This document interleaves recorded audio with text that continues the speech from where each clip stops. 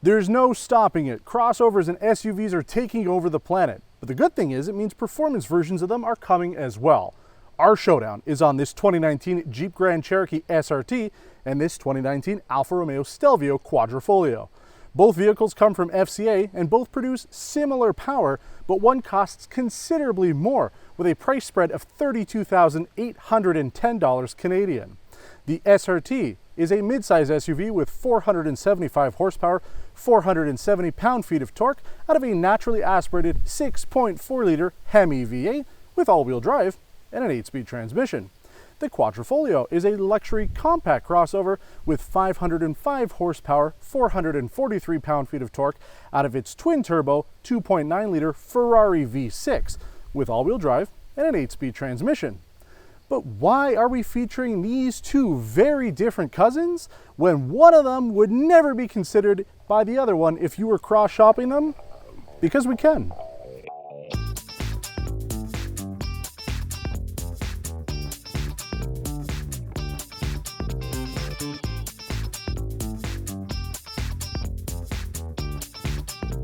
Yeah, I know it's a little silly that we're comparing these two vehicles, but first of all, a number of you have asked us to do the Jeep Grand Cherokee SRT, and we would like to do the Trackhawk. At some point, they just don't have it on the fleet, but this week we do have the Stelvio, and they are our cousins. I mean, they're definitely not brothers or sisters in FCA's lineup. There's very little that's actually shared between these two vehicles, but the Alfa Romeo is technically a Mopar now, right? FCA, it's a Chrysler product, so we're going to be doing this comparison. I think it's a lot of fun. Plus, I mean, if you really are in the budget for a balls-to-the-wall car, you can get the Trackhawk. Pricing is going to be a little bit more similar. So it depends on what you're looking for. At least you'll have a better idea with this one, a little bit more livable on a daily basis. And this one, not livable on a daily basis because it's amazing. Let's go over some of the stats though, even though it's not super important because, again, nobody's going to be cross-shopping them. But the Grand Cherokee is a bigger vehicle, a mid-size SUV. It is a four-wheel drive vehicle. You can't get it any other way in North America. The Stelvio is technically a crossover, but it is a rear-wheel drive crossover with an all-wheel drive option on this one. So, I mean, they're both kind of SUVs. So the length is 120 millimeters greater on the Grand Cherokee, but the width is actually 12 millimeters greater on the Alfa Romeo. Height is 76 millimeters greater on the Grand Cherokee, but the weight 359 kilogram advantage for the Alfa Romeo, which is incredible considering this thing is really well loaded, and so is the SRT. Both of them have a lot of options on them, but that's a huge difference. That's why this thing is so quick. The wheelbase on the Grand Cherokee is 96 millimeters greater. The front headroom on the Alfa Romeo surprisingly is 7 millimeters better. The rear headroom on the Grand Cherokee, 8 millimeter advantage. Front legroom on the Grand Cherokee is a 96 millimeter advantage, and then the rear legroom, again, huge advantage when it comes to the Grand Cherokee, 171 millimeters greater. And that's because, again, one is a compact, the other is a mid-size. Now, the power is a little different. We talked about that before. 30 horsepower more when it comes to the Alfa Romeo, but actually 27 pound-feet more of torque when it comes to the Grand Cherokee. And that's interesting because usually twin turbos produce more torque, but this naturally aspirated 6.4-liter V8 has a little bit more torque. But again, it is a heavier vehicle, especially that engine. It is twice as big in terms of displacement, more so actually than the Alfa Romeo. So a little bit more weight means it's a little bit slower. Let's talk about some of the mechanical differences though, because they're actually pretty similar. When it comes to the Grand Cherokee, it uses aluminum lower control arms, aluminum knuckles, Bilstein adaptive dampening, and 6-piston Brembo brakes on the front with 4-piston Brembos on the back. When we go over to the Alfa Romeo, it uses a very similar setup, believe it or not. Although the suspension is tuned by Quadrifoglio, it has the active dampening system from Quadrifoglio with 6-piston Brembo brakes up front and 4-piston Brembos in the back. The only difference is these are upgraded with an $8,200 carbon ceramic package for those brakes. This thing stops like nobody's business. Now you can get a performance brake upgrade on the SRT, and you cannot opt for the carbon ceramic brakes on the Alfa Romeo. Even though the price difference is 32 grand, you take off some of the options like the 8,200 bucks for the brakes, $4,100 for the Sparco racing seats. Pricing actually starts to come a little bit closer now. And you're looking at about a $15,000 to $16,000 difference. And again, if you take off some of the other packaging as well, they could get pretty close. But you guys don't really care about the specs. You want to see both of these on the road. So we are going to be taking them on the road. We're actually going to line them up in post to be able to show you how they do 0 to 100 kilometers side by side through some editing tricks, because there's only one of me. I can't physically drive both of them. And I've been told by Alfa Romeo we aren't allowed to take their performance supercar SUV on the track. It's weird. I mean, that's kind of what this thing is for, but I'm not allowed to do that. So we're going to be taking it on the road. We're going to be showing you how these cars perform, handle, and everything else you need to know if you've got $120,000 burning in your pocket and you want to know if you need an Alfa Romeo or an SRT plus another car on top of it. All right, I told you we're going to be doing our 0 to 100 kilometer test. We're doing it in post so you can see the two side by side, but we are using this as the control test because not only do the performance pages tell me what our 0 to 100 kilometers time is, there's also launch control in here. Now, I have been told that launch control works better in automatic mode, so I'm not going to do the manual shift. We already had the time in manual mode. So we're going to go, I have to say when I'm going and when we hit 100 so we can sync it up and you can see. So foot on the brake, we're going to go the gas, you get it in track mode. Here we go. Go!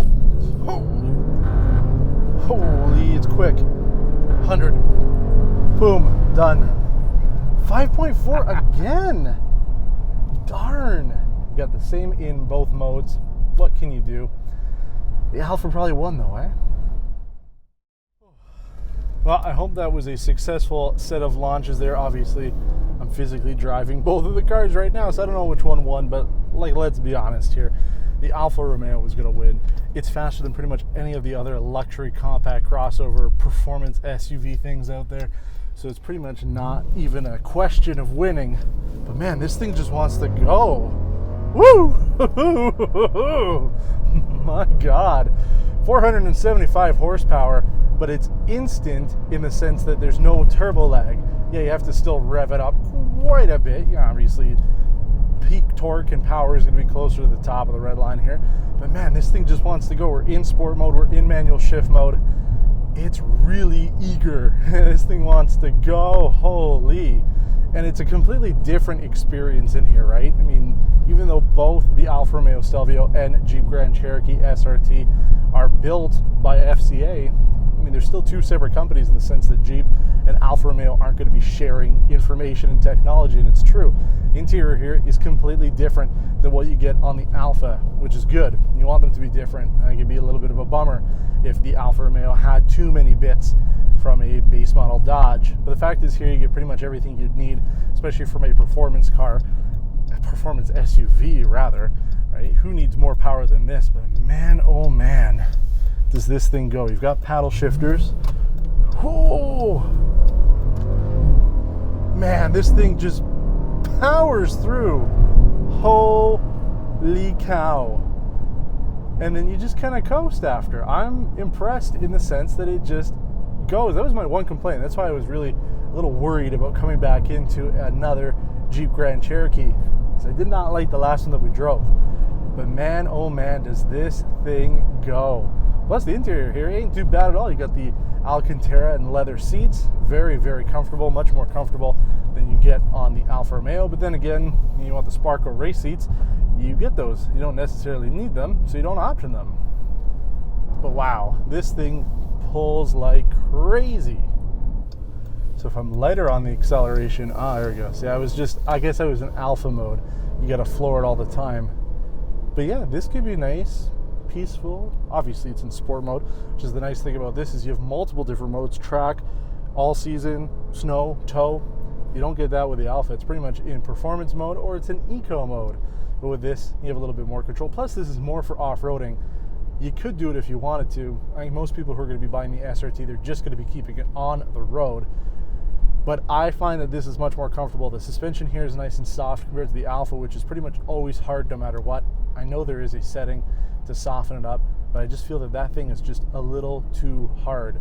This can be lived with on a daily basis. Put it back into drive mode. Put it back into all-terrain. It's nice and quiet. You give it a little bit of gas. You can hear it coming out the back. But it's definitely livable on a daily basis. But is that really what you want out of an SUV? Do you just want it to be fast, put a smile on your face, and go like Sting?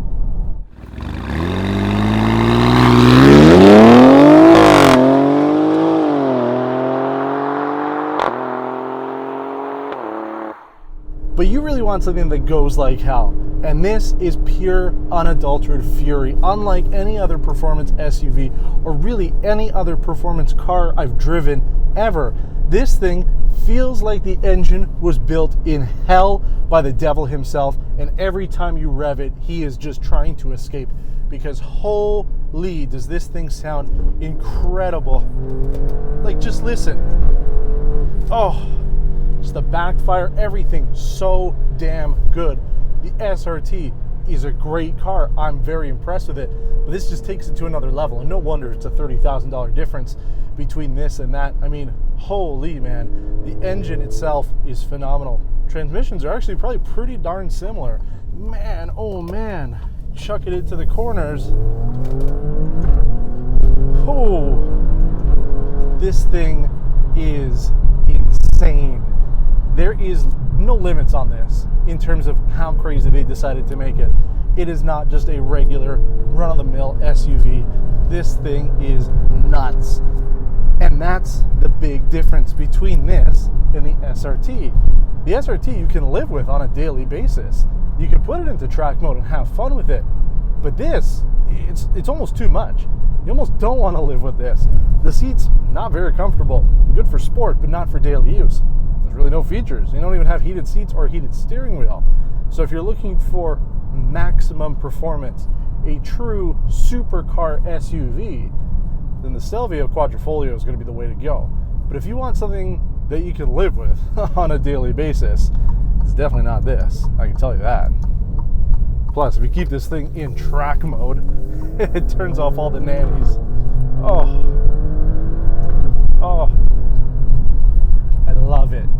I love the sound of this thing. But yeah, you can probably see on the video, it's like the whole car is falling apart, right? Every single tiny little imperfection in the road, you feel it. Not so much necessarily in the seats. I'm actually impressed they do absorb most of the shock. But I mean, like, the car is just hitting everything, and it's going through the entire car. And the camera equipment is probably getting hit pretty hard here. You can feel it. You can hear some of the rattling. Some of the seat portions kind of hit other seat portions, like the seat belts. They'll kind of jostle around. So it's not refined, but that is kind of what you would expect from an Alfa Romeo. This car is meant to be untamable. And it's definitely what it feels like. I just never thought there'd be a day where I'd be driving an Alfa Romeo followed by a Jeep back to back, and they come from essentially the same company. It's crazy. But which one are you going to choose? Honestly, there's no wrong answer when it comes to this, and I'm sure there's going to be people that are going to say, well, I'd rather take the X3, or I'd rather take the Mercedes-AMG GLC. Yeah, there's no wrong answers. We don't have any of those cars here today. That's why we're doing this one. And I gotta say, both of them are a lot of fun.